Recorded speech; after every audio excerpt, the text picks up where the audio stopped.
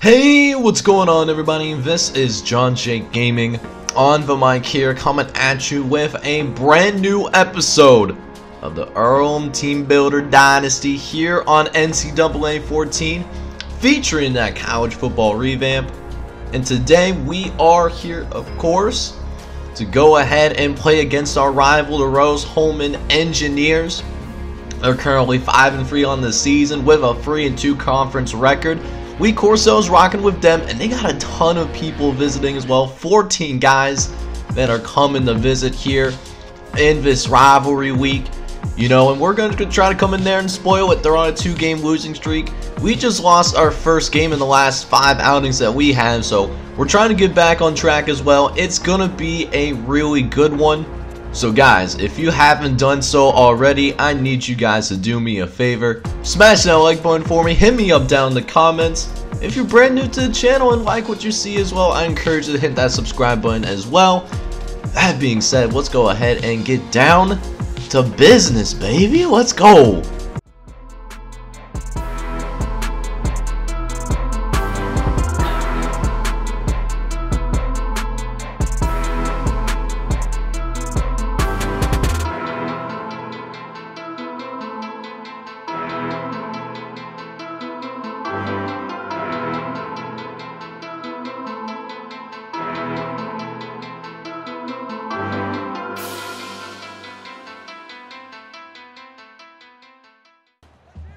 Alright, man, so we got this rivalry week, baby. The Earlham are going to start with the football, man, on their home field. So, you know, big drive, man, you know, of course, you know, first drive for each team, in my opinion, always one of the biggest drives, you know, because you want to go ahead and set a good tone for ourselves. Defense has been playing pretty solid, you know, these last 3 games, but can we keep it up, though? That's going to be a huge question for us, as Matthew Sands able to get into this backfield and brings down Reggie Mathis with absolute authority. So we get him to a 3rd and long now, trying to get them boys off the field. And Finn Otis lays out an offensive lineman and then gets through to the quarterback. I mean, look at this strength. Finn Otis, keep in mind, a true freshman, just ran over that offensive lineman and was able to bring him down for the sack. So a nice first drive, you know, for our defense, but offensively, we did end up going 3 and out, unfortunately. So, trying to, you know, get things figured out. We usually start pretty slow on the offensive side of football, but as the game goes on, like I said, you know, once we get that first down or 2, you know, we'll be fine. But, you know, sometimes it takes a little bit for our offense to get going. As we got 1st and 10 now, McNeil trying to bounce it out to the outside, but we do a fantastic job of containing that edge, as Matthew Sands already has his 2nd TFL. With being 3rd and 17, we're sending the house, trying to throw it out to the right-hand side. Was looking for that deep out route, but is incomplete. Threw it a little bit too far out there for, you know, his receiver. And we'll get the football back once again, looking for a little more success than our first drive, when we did end up going 3 and out. Let's see if we can get the job done. We did get ourselves a nice little 9-yard gain on the play, as we now have 2nd and 1 now coming up. I'm going to hand things off to CJ Holman, who takes it up the gut and gets a really good gain for us, by the way, as well. But there's a holding. We get a freaking holding. Adam Hill bouncing us back a little bit. So now we got 2nd and 5 instead, trying to get things worked out. We'll hit him with the play action as Miami. He's looking around, trying to, you know, get away from some pressure. Throws it at the last second to Danny Carson. A tight throw, but we were able to needle it in there. And we're in Earlham territory for the first time today. Let's see if we can turn it into points. So as Jesse Green now, he's going to go ahead. He's going to get one of his first carries of the day and picks up a nice 8-yard gain. You'll love to get a good carry to start this, you know, start your running backs out, because they'll just get confidence as the game goes on. As Green goes ahead and picks up the 1st down. Another carry for a backup tailback. He picks up 4. As now we just keep going, run heavy. You know, if it's working for us, you know, we're going to make them, you know, find a way to stop our running game, because, hey, that's our bread and butter. And if you don't have an answer for it, we're just going to keep pounding it on the ground, man. It's as simple as that. as we got 3rd and 1 coming up. So, of course, we're going to run with the football. But they do just that. They stuff us in the backfield, and we don't get the first down. Jacob Ramos going to go ahead and try to get this field goal. Get us the first points of the game at the very least. And Jacob Ramos still perfect on the season. And the field goal attempt is good. So we're up 3-0 here, man, as we get to the last play of this first quarter. As Mathis tries to run a little speed option. Cameron Frost able to get him out of bounds, as that's going to be the last play of this first quarter. And pretty defensive battle, man. Defense has really shown out. Offense has shown some little flashes here and there, but we definitely, you know, again, we still need to work on the offensive side of the football, it seems like. But for now, defense playing extremely well as Coley's trying to run it, right up the gut, and does manage to pick up another first down. Gain of 9. We got 2nd and 13 now coming up for the Engineers. As Mathis going to go take it up the left-hand side. He's got some space down the sideline as Josh Brown brings him down, but not before a gain of 21 yards. Engineers might have found their rhythm on offense as well. But we'll see how long that lasts as we get into another 3rd and long. And they throw a deep out route to the right-hand side, but it's well short of the marker, though. And so they're going to go ahead and bring their field goal unit out themselves. See what they can do, trying to tie this ball game up. A little bit of a longer field goal. The kick is up, though, and it's way short. That was not even close. As we'll go ahead now, take a studio update. Defiance College, giving Hanover a little bit of a tough time. They're only down by 7. Hanover in the hunt in our division and ranked in the top 10, so they're looking to potentially go to a New Year's 6 bowl game when this is all said and done. But we'll be able to take over meanwhile thanks to that missed field goal attempt. Let's see if we can make them pay for it. Play action. Miami facing pressure, but doesn't have time to get the ball off, unfortunately. Joe Cleveland was able to get in there and get the sack. So now 2nd and 20 coming up here. At this point, just trying to get a couple yards on the ground, make it a little bit more manageable for our quarterback. Don't want to try and throw it again and get an incompletion and then be stuck on a 3rd and 20. So a little bit more manageable now. 3rd and 14, but I think we're just going to go ahead and just call them screen and hope for the best here. As Holman, he's got something. He's down the sideline, and he was going to be able to catch him. One man the beat. Brought down by the safety, but a 53-yard gain. Let's go, baby. Okay. So we're in the red zone once again, trying to get our first touchdown of this game. And Jesse Green trying to make it happen. A nice run up the left-hand side, setting up 1st and goal. As now a couple plays later now, CJ Patton in the game. Gets it to Jesse Green, but he's stuffed in the backfield again. So we try to run it up the gut, but it's no good. And the coach wants to go ahead and settle for a field goal. I don't really like it personally, but it's part of our house rules. We gotta do what coach wants us to do. And coach wants us to go for the field goal. So we're only up 6-0. Thought we can get our first touchdown of the game, but that did not happen, unfortunately. As now, Math is dropping back, gonna throw a dart over the middle to Montgomery. Derek Montgomery able to pick up 15 yards on this one. And it's a 1st and 10 coming up for the Engineers following that nice pass play. As they go play action again, this time throwing over the middle to Lionel McNeil, who picks up 8 yards. Already his first catch of the day. As it leads to a 2nd and short, gonna hand it off to Coley again. We had guys up the middle. Nate Hunt was actually there to go ahead and make the tackle for us, but can't get the job done, unfortunately. And he's able to pick up some yards in the field. As it's back to a 1st and 10. Throwing it out to McNeil once more. And he manages to pick up another of 18 yards through the air. As it leads to another 1st and 10 coming up. In the shotgun, ready to get some business done. And it's a quick throw out to the left-hand side. Trying to set up the wide receiver screen. And it comes with decent results. A gain of 5 yards.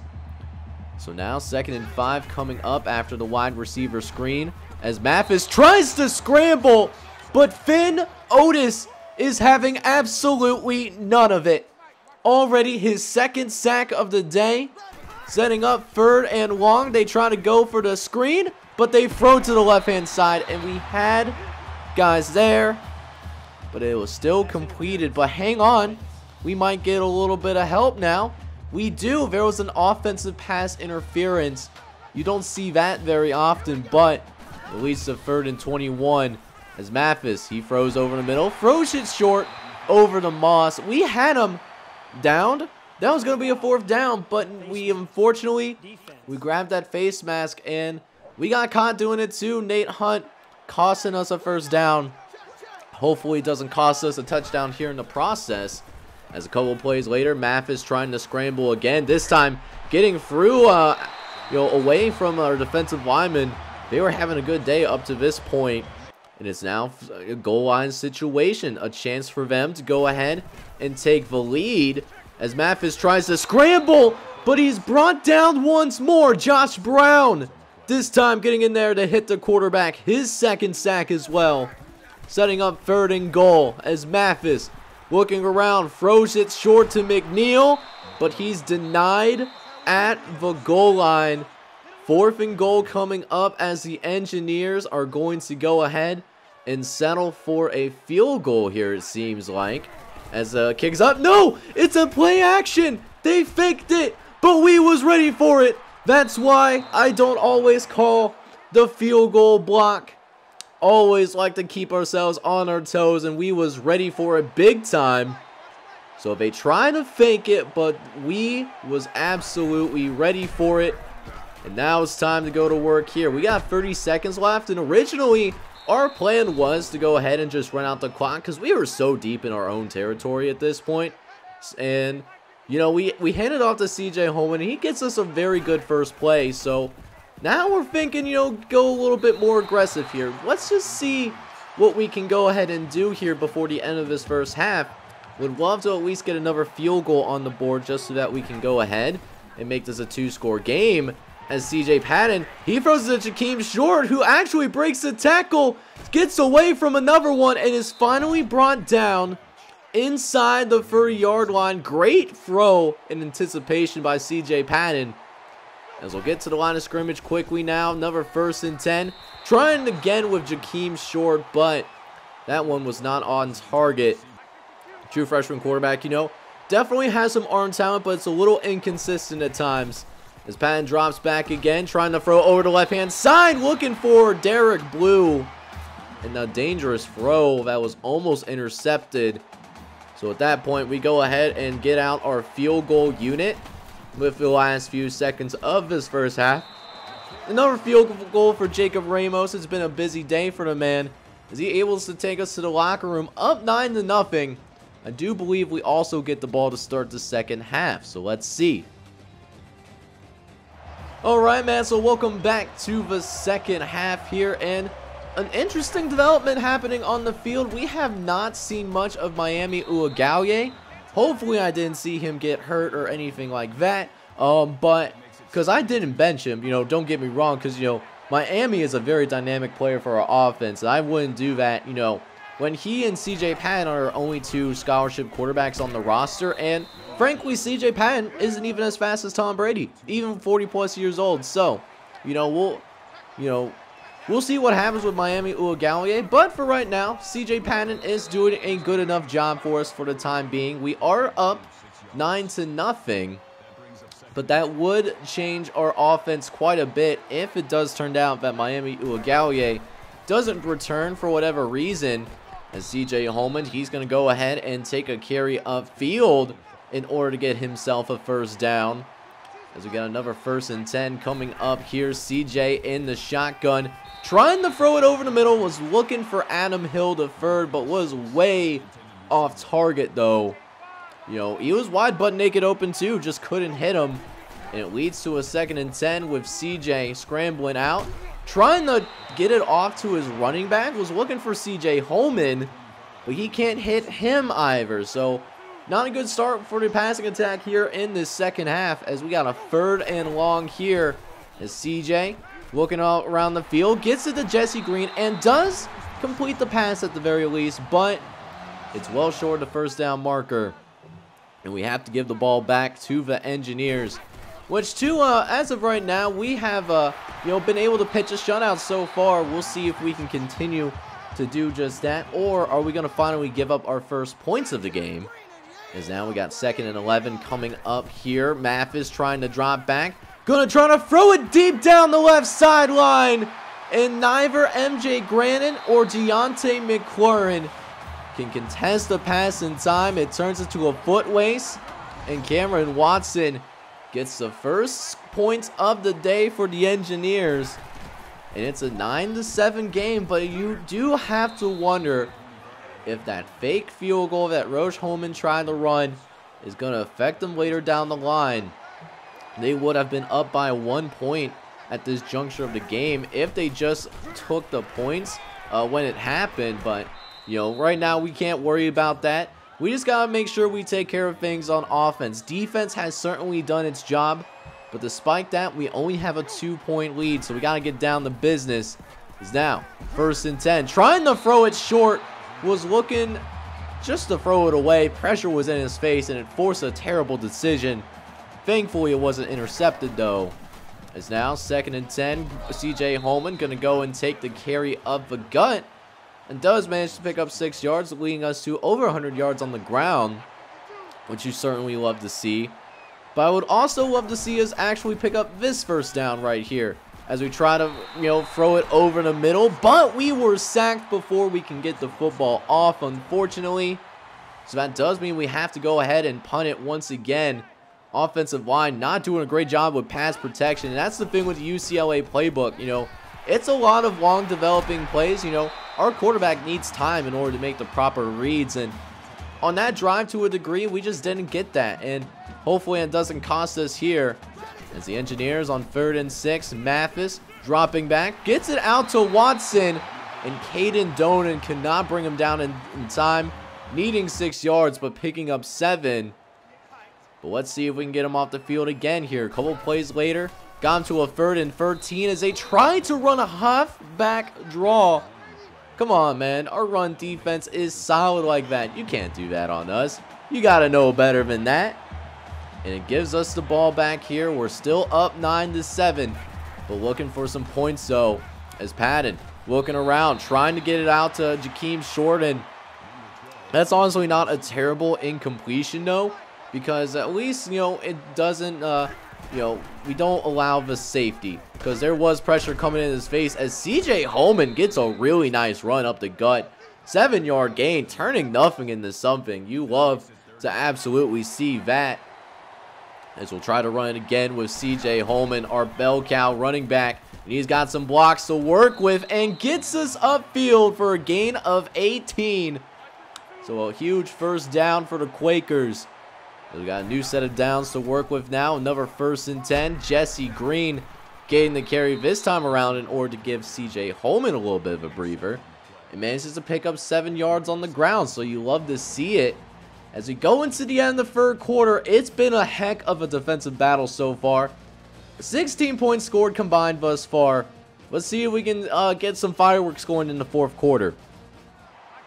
So let's see those 4s in the comments, because we're trying to finish strong here, man. Either team could still end up winning it, and that's the way you want to start the 4th quarter. CJ Holman, a 29-yard run upfield for a huge play. And that's going to carry CJ Holman above 100 yards.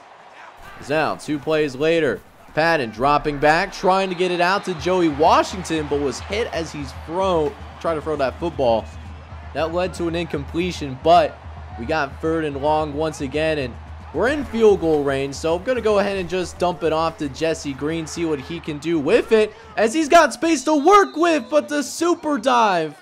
Saving the touchdown, though. Jesse Green had green grass in front of him. So now 1st and goal coming up here. Trying to get into the end zone. Throwing it over the middle. Gets it out to Jariah Bond, who manages to pick up roughly 5 yards. Make it a little bit closer for us moving forward. As now 2nd and goal now coming up. Patton in the shotgun. 2 running backs on the field. As we find Jariah Bond again. 2nd reception in the row, and our 1st passing touchdown of the day. Touchdown, Quakers. And it gives us a 2-score lead once again, 16-7. Our offense, got the job done with its first possession of the fourth quarter. We'll see if Rose-Hulman can do the same, man. As besides that one deep ball that we gave up, this defense has been playing spectacular in this game. Now, 1st and 10, Mathis dropping back, throwing to the left-hand side, but it's deflected away by MJ Granson. Nice job of using the hands without, interfering with the pass. Is now 2nd and 10 coming up following that incompletion, trying to throw it over the middle, but that one straight dropped. So a 3rd and long coming up for the Engineers here as Mathis drops back, facing some pressure, and it causes an incomplete pass. You love to see it. That's why we love the blitz around here, man. 4th and long coming up now as they are going to have to go ahead and punt it back to us once again. As Jesse Green, he's going to take the kick return, gets it to the outside. He's got some blockers to work with. One man left to beat, able to cut it back inside. But that cutback gives Rose-Hulman enough time to tackle him from behind. Still a great punt return though, gain of 53 yards. And now we got 1st and 10 coming up from their side of the field. We have a great chance to go ahead and try to close things out as we try to throw it over to Joakim Short, but he ends up dropping it, which means we got 2nd and 10 now coming up, and this time we'll go trust our main man CJ Holman, who's getting some nice blocks by the offensive line and manages to pick up 8 yards on the ground. So just a 3rd and short coming up here, man. Just trying to see if we can get it done. Gonna try to, get a little tricky with it. Get in the hands of our playmakers as Joakim Short fights forward and picks up the 1st down for Earlham. Let's go, baby. It's now 2nd and 12 coming up here. Patton in the shotgun. He's going to drop back, going to throw a short one over to Derek Blue, who fights forward and picks up the 1st down once again. Haven't called his name yet today, but you can see why he has been such a great wide receiver for us this season. Although we might have a little bit more work to do yet. Thanks to that sack. That's going to bring us back quite a bit here. 2nd and goal now from the 15. As Patton dropping back, finds a soft spot in the zone. It finds Jariah Bond once again in the end zone. Touchdown, Earlham. And that's Jariah Bond's 2nd touchdown of the day. Coach does want us to go for the 2-point conversion to make it a 14-point game. But instead, we don't get it. And it will remain a 2-possession ball game. But despite all that, Rose-Hulman could not respond, however. And we are able to go ahead and get into the best thing in all of college football, the victory formation. And we win our very first rivalry game against the Rose-Hulman Engineers. We win this one on the road by a final score of 22-7. And that right there is going to put us in a position. This is win number 5. So we already had more wins this season than we had in the past 2 years combined. I absolutely love to see that. But let's go ahead and now check out the team stats as well as the individual stats for our guys, as well as figure out what happened to Miami Uiagalelei. I do hope he's okay. Alright, guys. Alright, I'll tell you what, guys. That was definitely a really ugly game for us. But the thing about ugly games, it builds character, and we certainly showed that here today. Our guys went on the road. We played against Rose-Hulman. They were considered a little better than us. Our starting quarterback even goes down, doesn't return for the rest of the game, and we still find a way to win it. This team showed some character out there, man. Relied on the running game, 187 yards rushing with 184 passing. We shut down their running game. They only had 28 yards the entire time on the ground. I love to see that. We were 5 for 10 on 3rd down conversions. 2-point conversions, we were 0 for 1. Rose-Hulman, they're 1 for 2. We only allowed them in the red zone 1 time, and they didn't get any points, which I love to see. And No turnovers for us, so I love to see that. And that's a huge reason why we won this game. You love to see it, man. Checking out the stats for our guys. So Miami Uiagalelei, he did start off, with us in the game. And this was actually his first game where he was going to go ahead and be the full-time quarterback for us. It wasn't going to be a 2-quarterback system anymore. He was 3 for 5 for 77 yards before going down with injury. And then CJ Patton had to step in and play the rest of the game. 8 for 17, 107 yards, and 2 touchdowns.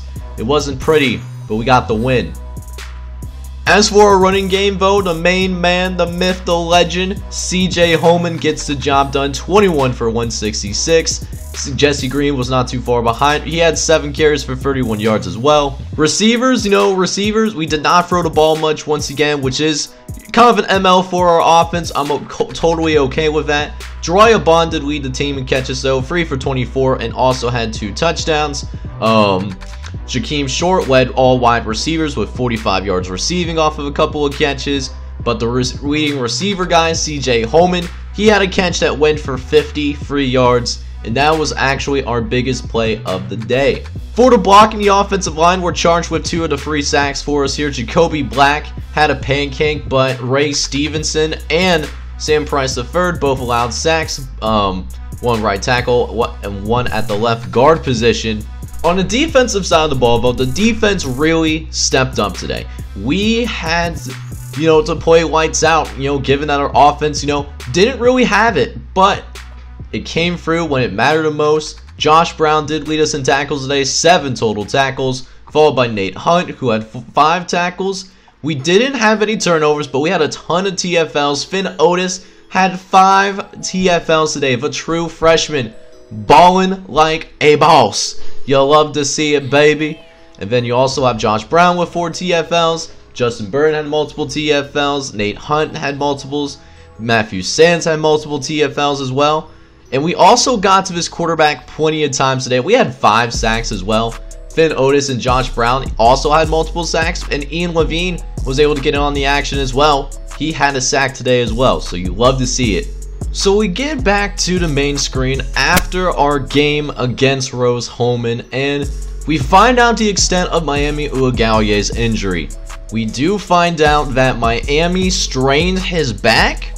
And because he strained his back, he is actually going to miss the next 5 weeks. So it does seem to look like that Miami Uiagalelei, he's going to be done for the rest of the regular season, with the hope that maybe we can have him back if we do make it to postseason play, whether it's the conference championship or, go into a bowl game, but as for relying on our team and the bowl system to help us in. And it's a shame too, because Miami, he was doing a good job. He was on pace to have more touchdowns than he did in his freshman year, and he really cut down on the interceptions. Also had a 60% completion percentage, which is something that I really like to see as well. And then on the ground too, on top of it, he had almost twice as many touchdown runs, than he did in his first season.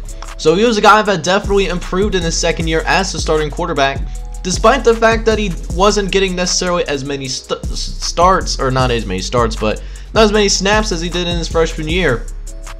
Meanwhile, another injury update, Mario Hernandez almost ready to go back in. He's still dealing with that sprained knee, but he is questionable for next week. We will be getting our #1 corner back, and that will be a nice little addition for us as well. Guy that, has 4 tackles, 2 pass deflections so far. A guy that can help us out in special teams and as our CB1. So here we go. We are 5-4 now. We are 1 win away from becoming bowl eligible for the very first time in this dynasty. And we also have another rivalry game in front of us. We're going to take on the Franklin Grizzlies in the next episode. They're 6-3 so far in this season. We, of course, don't maybe rolling with them, but we've been on a roll. We've won the last 5 out of 6 games, and we just showed a ton of heart. Let's go ahead and get it done. Smash that like button, hit that subscribe button if you're new.